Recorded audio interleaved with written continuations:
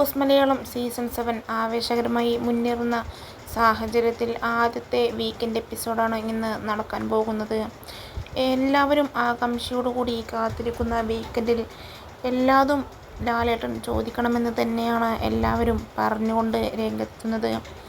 എന്നാലും അക്ബറിൻ്റെയും ഷാനവാസിൻ്റെയും രേണുസുധിയെയുമെല്ലാം പൊളിച്ചടുക്കണമെന്നും ഇവരെല്ലാം തന്നെ ഉന്നയിച്ച കാര്യങ്ങൾ ലാലേട്ടൻ വ്യക്തമായി ചോദിക്കണമെന്നും പറഞ്ഞ് നിരവധി പേരാണ് ഇതിനോടകം തന്നെ രംഗത്തെത്തുന്നത്.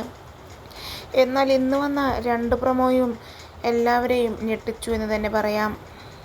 അക്ബറിനെയും നൂറയെയും ആദിലിനെയും ജിസൈലിനെയുമെല്ലാം തന്നെ വലിച്ചു കീറുന്ന പുത്തൻ പ്രൊമോയാണ് ഏഷ്യാനെറ്റ് തന്നെ പുറത്തുവിട്ടിരിക്കുന്നത്.